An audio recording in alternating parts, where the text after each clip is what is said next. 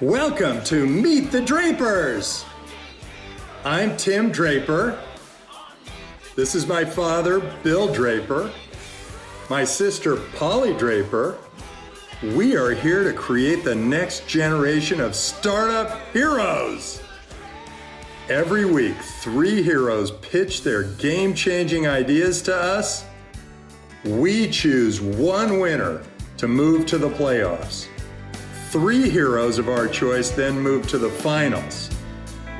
But here's the big twist. You, the viewers, can invest with us in these companies. The 3 heroes that you fund the most will also move to the finals, where they'll battle it off for $500,000. The power is now in your hands.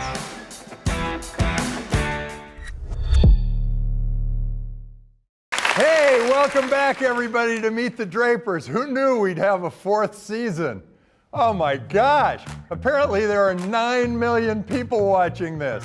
Thank you, we're so excited. We've done something really extraordinary.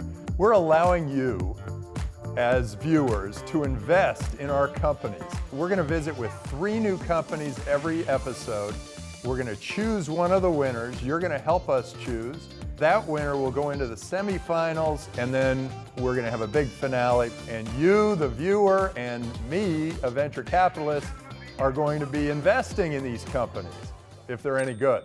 This season, we are ready. And here with me are my sister, Polly Draper, who is a famous actress, director, writer, producer of amazing movies, from The Tick Code to Stella's Last Weekend. She created the Naked Brothers Band. She's producing a new movie for Lifetime, all sorts of things. She's done amazing things. Polly, welcome to the show. Thank you, Tim. Great to have you and have that perspective of a great entrepreneur. And my father, Bill Draper, is also with us. Bill Draper, my father, is one of the pioneers of venture capital. He's funded a multitude of companies. He's gone off to work at the UN Development Program and he ran the Export-Import Bank. He came back, he set up the first venture fund in India. He now runs DRK Foundation, the Draper Richards Kaplan Foundation, that funds non-profit entrepreneurs. Welcome back, Dad. Well, we've met the Drapers. Is there any? But first, how has this pandemic affected all of you? Normally, Polly, you're over here, and Dad, you're over here, and we're all on a couch, and it's a very familial environment. Now it's all on Zoom calls and very cold. The next episodes will be in bed. Polly, how has it affected you? I've been in New York, which was like the epicenter of the pandemic for a while. I went to Nevada and directed a movie there. It was so freaky because we got tested every day. There was no way you could ever forget you were involved in a pandemic. And Dad, how have you been during the pandemic? Well, it really hasn't changed my life much at all. I leave the house, I come to the office, which is where I am now. I'll tell you how entrepreneurship has changed. Interview entrepreneurs this way, and it's a little different because we don't get their energy, their personal energy, when they're in place with us. That's been fine. We've been able to interview entrepreneurs all over the world, and by getting better at interviewing entrepreneurs via Zoom calls, we've actually been able to look at entrepreneurs from all different locations, and they don't have to fly all the way to the Silicon Valley to meet us. And that's a real positive for entrepreneurs. The world has changed, but people have adapted, and entrepreneurs are adapting too. I've also noticed that when people are stuck in place, they try new things. A lot of people brought on Bitcoin wallets. A lot of people use remote healthcare or remote education. speaking of healthcare, our other guest judge, Mireille Typhoon, is joining us today. Welcome to the show, Mireille. You're very familiar with the show. You won last season. Congratulations. And Mireille is using data in healthcare in creating her P-test. Mireille, tell us how it's gone. Yes, actually, people are using their P-test more during isolation. We had to, of course, kill some channels like B2B, but we focused on e-commerce and business-to-consumer channels, and we are growing 20 to 30% every month, so everything is working well for us for now. How have you operated during the pandemic? The whole team is working remotely, except the manufacturing part. Everything is working great thanks to all the tools we have, daily meetings in the early morning, and whole team communicates during the day. So now you're a judge. So thank you so much for joining us, and it's great to have you as a potential venture capital judge as well as being a great entrepreneur. Welcome aboard. It's great to have you here. So let's bring on our first entrepreneur, our first hero. These heroes, they take long odds at extraordinary outcomes. They make the world a better place. They're going to take us out of this pandemic and into something, a new world that we all love. Let's bring on this first entrepreneur. But before we do, let's see what's going on behind the scenes. Let's see those Draper eyebrows.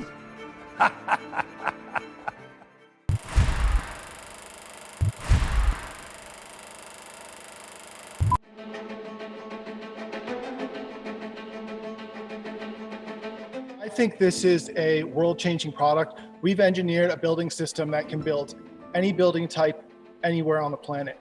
And this is not just about getting rich. If we are successful with this, we are going to change lives for millions of people, because the plan here is to dramatically lower housing costs for the entire world. Before I moved to Las Vegas, I lived in the Bay Area. So I spent a lot of time in San Francisco, and I saw some of the horrific things that are going on there, where people are living on the street in tents.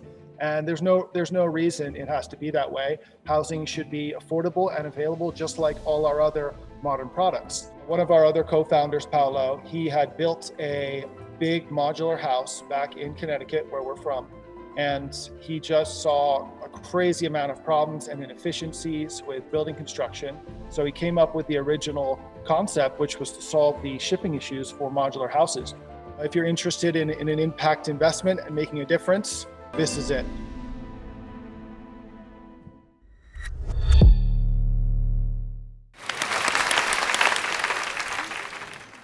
Okay, give us your pitch. Hi guys, my name is Galliano, and my company Boxable, we've created the only building system that is compatible with mass production. So what's the problem here? Well, it's housing affordability and availability. This is a huge problem all around the world. Why is that? Well, it's because we're not building houses the way we're building everything else. We're building them one at a time, slowly. All our other modern products use Henry Ford assembly line principles, and we mass produce them in the factory. For a bunch of reasons, building construction has failed to actually move into the factory. So at Boxable, we've gone through and fixed all those problems so that we can mass produce buildings just the way we build everything else. The initial innovation that we had to get going was to fix the shipping problem, because if it's too big to ship, then don't even bother building in the factory. You're going to lose all your money shipping. So our product actually folds up to a highway legal load, and then it ships to site, where it sets up in just an hour and everything's done. So after we solved the shipping problem, we moved on to other things to make the buildings more compatible with factory mass production. So that included changing all the materials used, all the engineering, all the different manufacturing processes. You can see right here our first product, the Casita. This is a 20 by 20 studio apartment that we are going to be shipping to California for $50,000. So to date, we've had a huge amount of traction. We have over $1 billion in pre-orders. We have a large government contract. And I just got back from Texas, where we installed a Casita for a very high profile and top secret customer.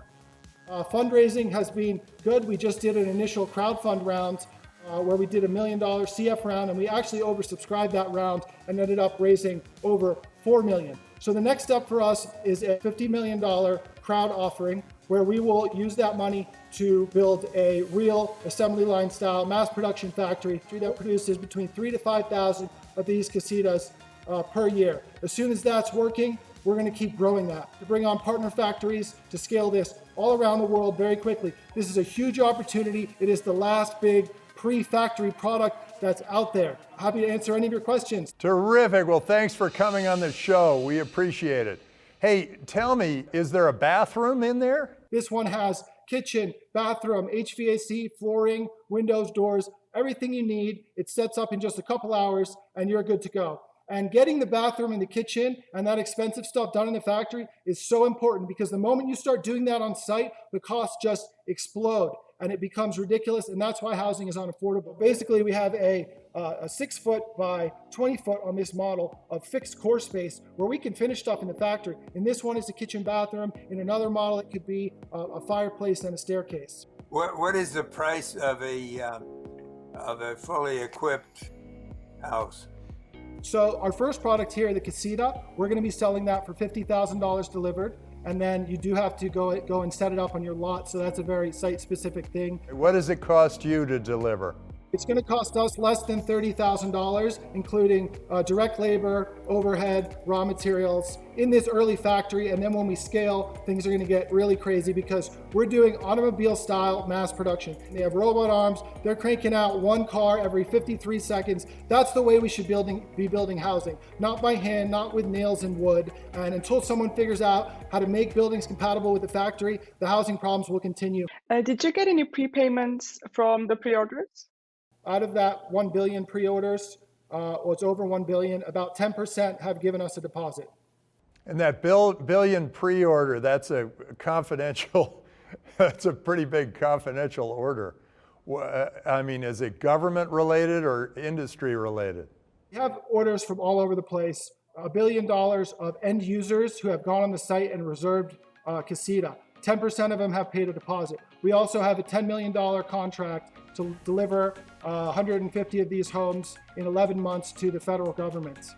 I'm still confused about the plumbing. Is it like plumbing from a trailer home or something? How do they connect the pipes? Everything's done in the house, ready to connect on site. So whether you want to connect that to the grid utilities or a solar panel or a waste tank, whatever they want to do with our product, they can do it. It's ready to plug in. The back corner over there, you're going to plug in your power, your water, and your waste, just the way you would plug in a normal house. Are these houses going to be stackable?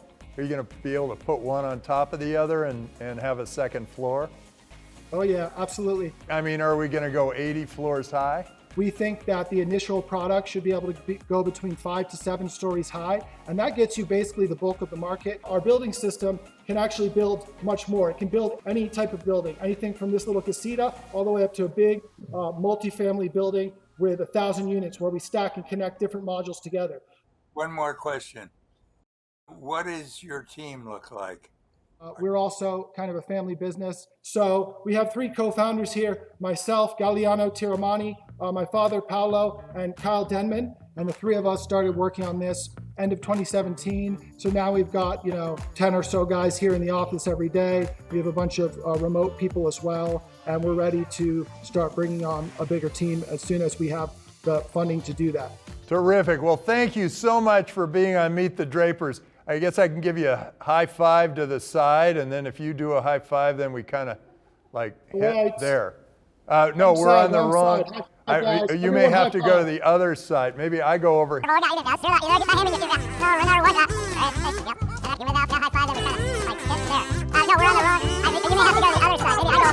High 10. Well done. We're going to let you go, and then we're going to talk about it.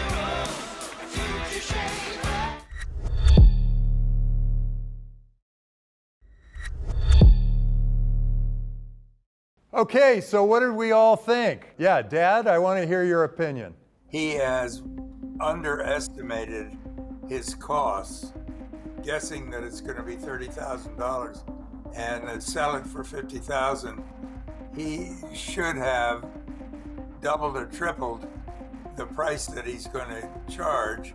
Probably it is not going to make the grade of being worth the price that he have to pay for all the contracts that he'll have to put together to make a full house. I'd be interesting to see what his bill of materials are. Mireille, what did you think? I read that they have 15 patents. Maybe if they can create a successful manufacturing line, they can be a potential acquisition. A big construction company may come on board to acquire them. What do you think of him? I loved him. He was so smart and so outside the box is his thinking. There is a huge trend of container houses. People basically buy an empty container and renovating it. These houses may be actually attractive because you don't have to do any labor work. Do any of that stuff, yeah. They've been prefab homes for years and years and years, but it hasn't been mass produced. So I think what we'd be relying on is the advancement in robotics, and to see whether that advancement has gone far enough so that you can actually set up a manufacturing line that basically creates these homes and just pounds them out. Okay, so now we gotta vote. Are we up? Are we down? Are we sideways? Let's get our thumbs moving. This is the first time this season. Let's move those thumbs. 1, 2, 3. Boom. All right, we've got 1 down, 1 sideways, and 2 up. Good job. All right, judges, thank you. Okay, let's bring on our next entrepreneur, our next hero. Before we do, let's see what's going on behind the scenes.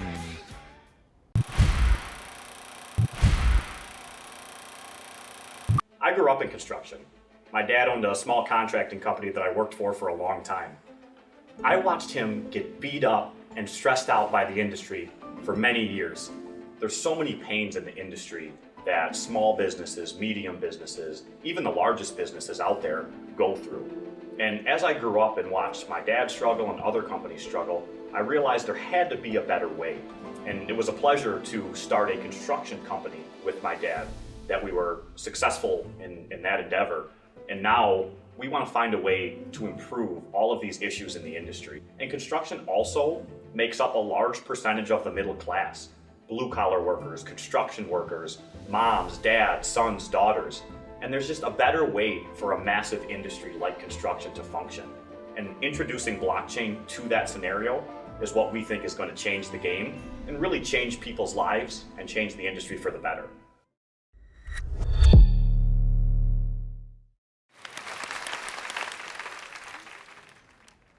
All right, now let's hear from our hero with DigiBuild. Go ahead, come on and give us the pitch. Hi everybody. First of all, thanks so much for the opportunity. We really appreciate it. I'm Rob Salvador, co-founder and CEO of DigiBuild. We're an enterprise software for managing construction projects and the workflows around them, and our tools are enabled by blockchain. Introducing this technology allows us to do things that are 10 times more effective than the industry-leading software solutions. In total, the team behind DigiBuild has managed over 5 billion in construction jobs. And now, along with my co-founders, Ivan Franco and April Moss, we're going to change the way the entire industry works together. It's a huge market, $10 trillion globally.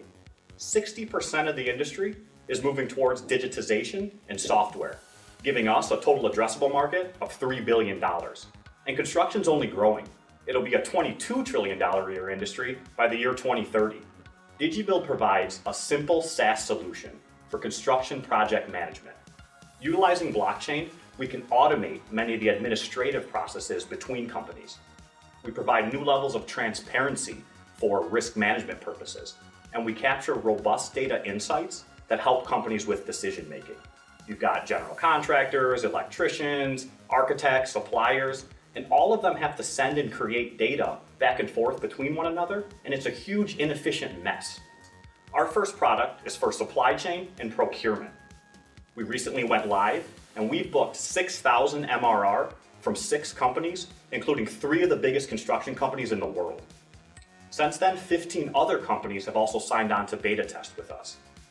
We're also running a pilot, and we've created an industry standards body alongside 10 other industry-leading companies.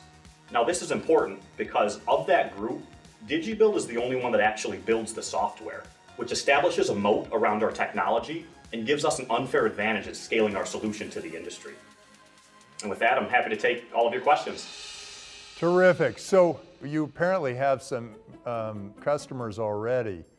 I assume those are your family. Have you tested it out? Because a lot of these construction guys don't want to bring in software, and they don't want their subcontractors all tied into a system. So you'd be surprised, construction's really moved towards digitization and software recently. If you look at an average construction project, it creates about 750,000 documents between all the different parties, which is extremely difficult to manage.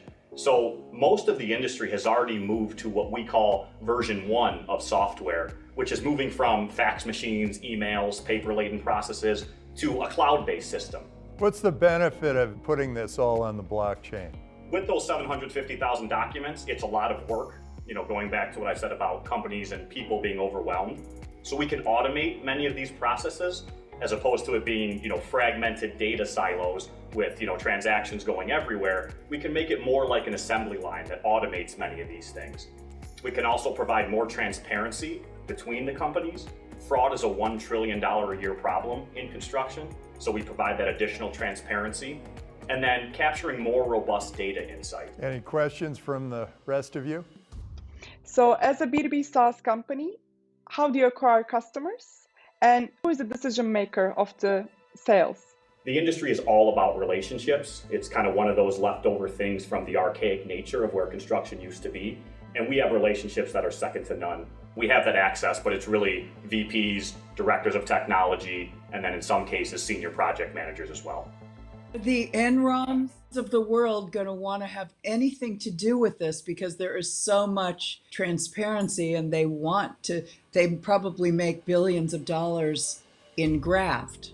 Blockchain allows us to benefit all of the parties, not just one party in a transaction, but the counterparties as well. So a general, automating something for a general contractor, for example, also benefits their subcontractors because they have less work to do on their end as well. There will always be some bad actors who have dug their feet in and make money, using fraudulent, practices and whatnot.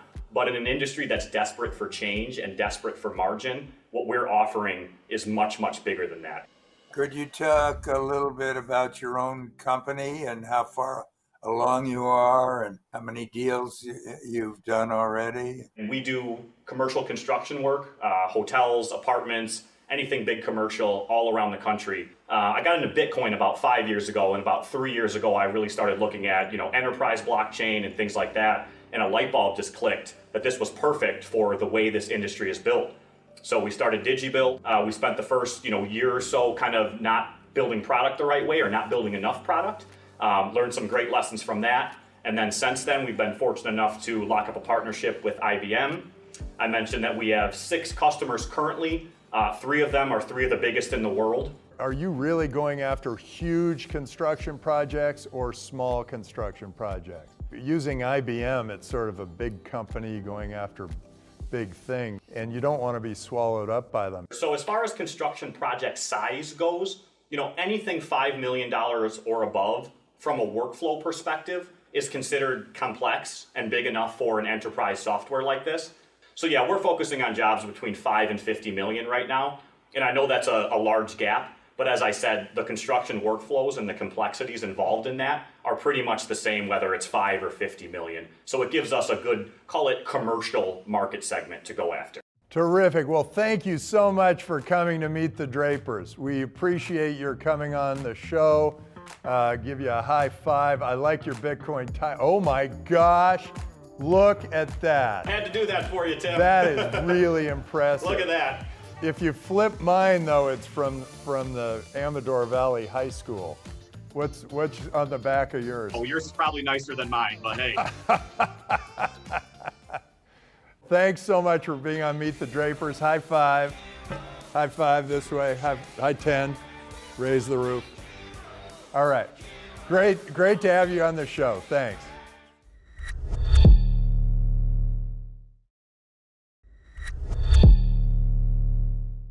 So what did you all think of DigiBuild?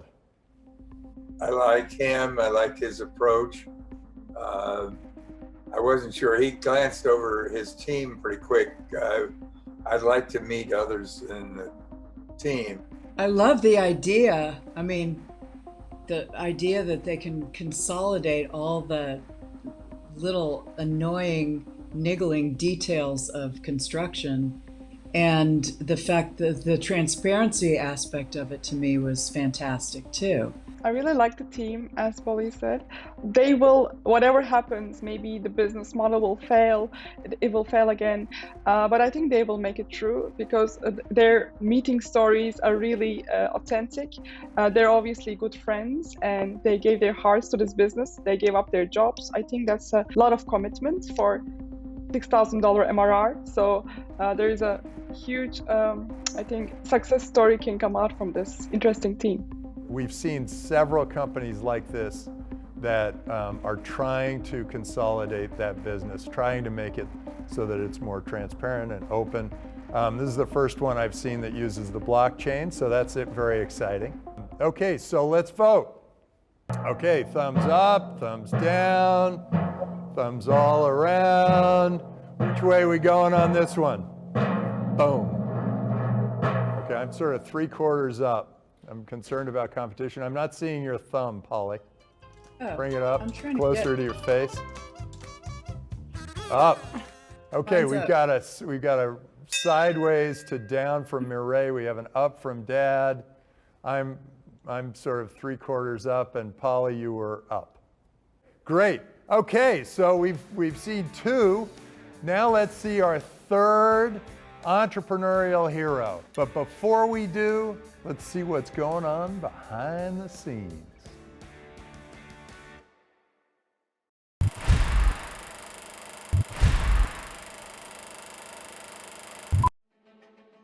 What comes to your mind when you think about security? Security guards aimlessly walking or driving around, agents staring blankly at video screens. And studies show that after 12 minutes, you miss 45% of the activity. So I was actually working at a computer vision startup when unfortunately our garage was broken into. I felt very violated. I'm sure you can all relate to that. I went to the police and asked them like, hey, what's happening? How is this possible in a very secure area like Silicon Valley? And he said, with all these cameras, nobody has time or patience to watch them. And the burglars know it. That's why they don't care and they just do it. That was a light bulb moment for me. I said, hey, I know how to solve this by applying the latest advances in computer vision to solve this problem, where I can address the safety and security of people by using this AI.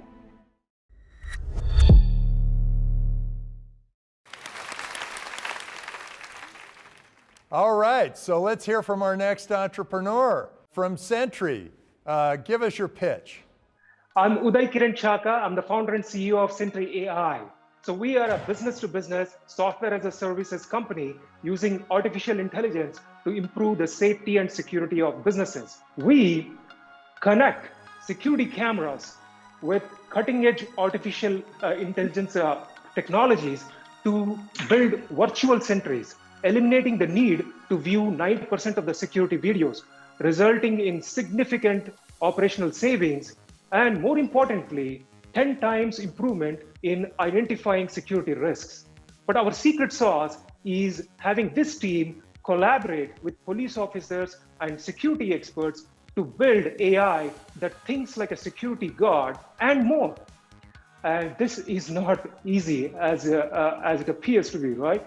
Because it has to work night and day, and even when the visibility is poor due to rain or snow. And it has to use very little data. We infer a lot of information from just images instead of the full video. We designed Sentry AI to think like a human and tirelessly protect 24/7 without losing attention and learn continuously. Security monitoring is a very large market, $150 billion, and it is being disrupted by AI-powered video analytics, which is growing very rapidly. And Sentry has the best AI-powered video analytics product. Our base product, intrusion detection, outperforms everything else in the market in terms of accuracy. And our proactive monitoring product prevents crime by recognizing people and unauthorized vehicles. Our signature product, P-Safety, ensures people well-being by detecting fallen person, violence, stalking, and any new needs like mass compliance.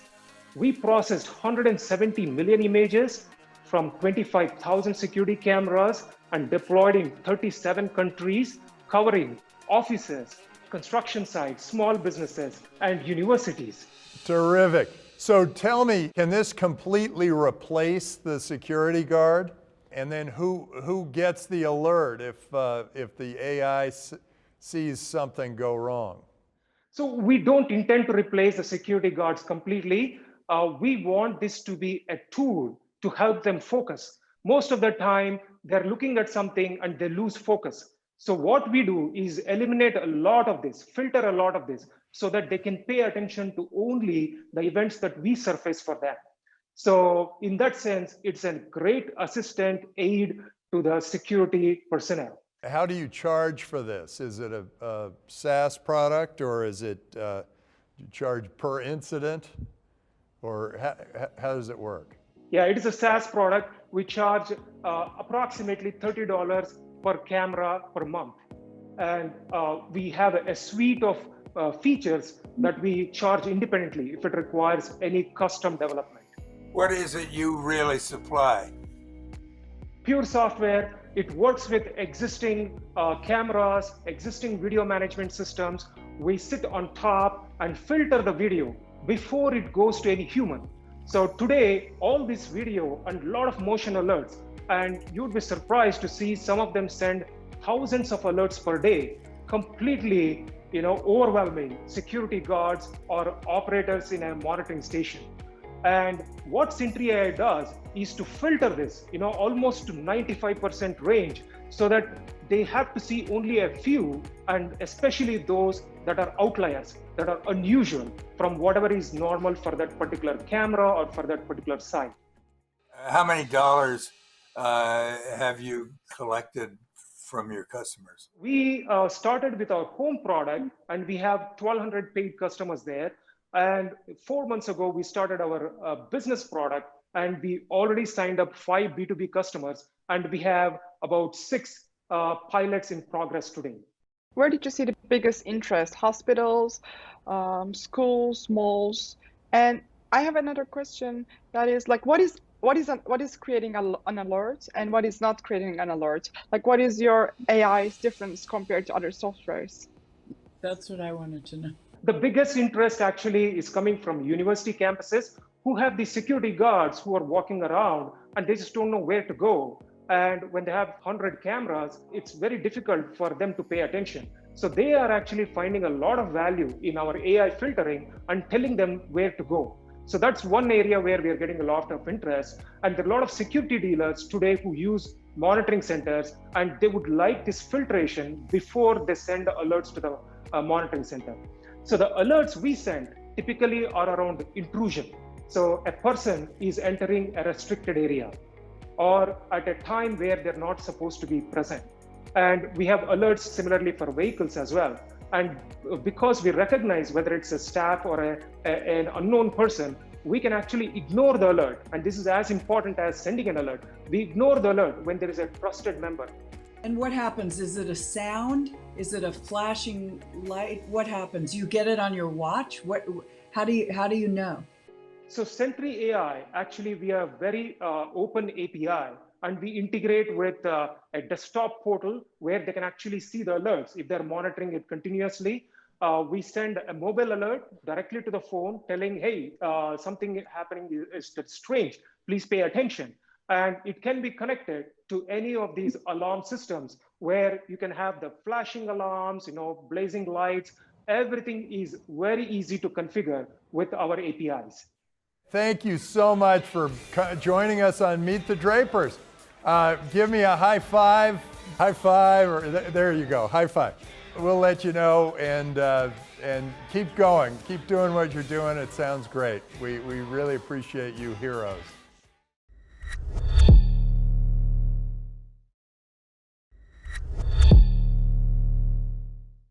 So what did we all think of Sentry Ai? Dad, do you have a point of view there?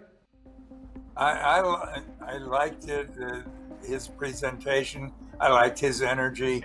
I loved him, and also I think that this is the fact that it can be used with anybody's cameras and anybody's setup is a huge plus, because of the other ones that are his competition, they have to reinstall everything. They do it all. They reinstall everything. At least that's what I gathered. Mireille, what did you think? So I think it's a data game. Like whoever has the more data from the past will win this AI game when it comes to security. So I wish them good luck, but I think there's a lot of competition. When I asked, why are you doing this? He said, oh, I got violated. I was so upset, and I have this AI background, and I felt like I had to do something. I like that. So now we go thumbs up, thumbs down, thumbs all around. How do you come out on Sentry Ai? Okay, I'm at 3/4 also. Oh, pretty much all the way across. It's 3/4 all the way across. No, I'm thumbs all the way. Oh, you're thumbs up, and so is Dad. Okay, too. It's just a crooked thumb. I can't. I'm not It's sure kinda which way to.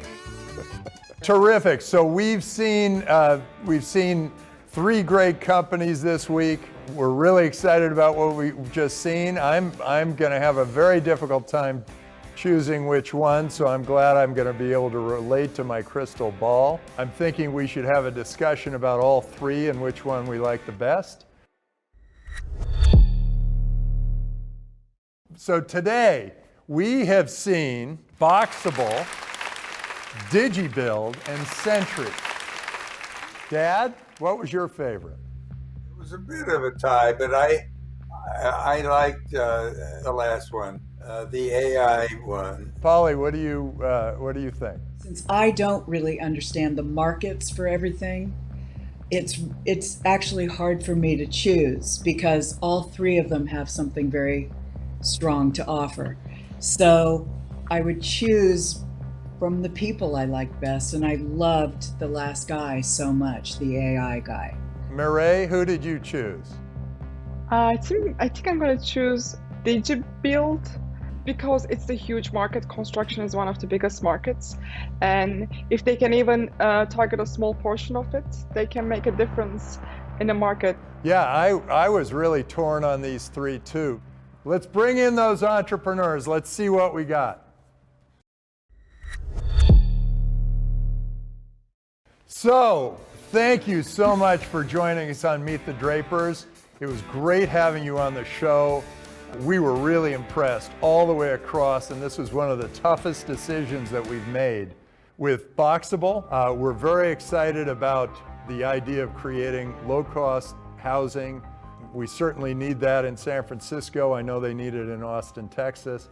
They need it in a lot of places around the world. And if you can somehow automate that and you can turn it into a big factory that just pounds out houses, we think that that could be really extraordinary. But we think it's also very capital intensive, and we think that you may not hit the cost numbers that you think you're going to hit. DigiBuild, we're very excited about what you're doing. We think that that has the potential to change all construction, where we're going to be in a position where these buildings actually get built on time and on budget, and using the blockchain to do it is a very clever approach. There is always some concern that these customers are a little tougher to get your hands on and tougher to get them to sign up to. Sentry, we're very excited about making it a lot easier for people to identify when there is a security breach somewhere. But on the other hand, we don't know if this is going to actually replace all of those security guys, and that's what's the $280 billion market. So a little bit of a concern about the market size. As entrepreneurs, I loved all of your enthusiasm. I loved how well trained you are. You've clearly given your pitches before. You are definitely ready for funding, all of you. And so I hope that our crowd fills up your crowdfunding in all three cases. We've talked amongst ourselves, and we now have to consult the crystal ball. Eeny beanie, chili beanie weenie, seeny beanie. The winner is Sentry! Sentry Ai, you are the winner. You move ahead. And we've got the Sentry Ai spawn. The other two of you, you have an opportunity to move ahead also if you are the biggest crowd-funded, but Sentry Ai, you are moving to the semifinals. Congratulations. Thanks to all of you for joining us, and thanks to all the viewers. I'd love to be back on the show and get in front of more people so more people can find out about what we're doing and why it's going to change the world. Maybe we could do something even better next time, like a live demonstration of the house unfolding or being set up. Because we can do that here in the warehouse pretty easily. In general, the industry is saying that this is something that can really change the industry. And investors try to hit a home run. And at the end of the day, using a new technology in an industry that is desperate, to us, that's a real opportunity to hit a home run. So we hope we get the opportunity from the viewers to go back and get in front of Tim and the team again. But either way, we're excited for the opportunity, and hopefully we can get some momentum from the crowd and the viewers out there. This win is a catalyst for us, for the whole team that's working so hard. It's gonna give a great boost for them to continue that hard work and make sure our product reaches each and every home, business, and a public place. Okay, see you next week on Meet The Drapers! We're funding heroes, future shapers. We're funding heroes on Meet The Drapers. We're funding heroes, move and shake, 'cause that's what we do. That's what we do. On Meet The Drapers. We'll improve the future with our tech. AI, VR, Bitcoin is the best. We'll build and work and grow with you, having fun along the way. We'll change the world for better. Meet the Drapers.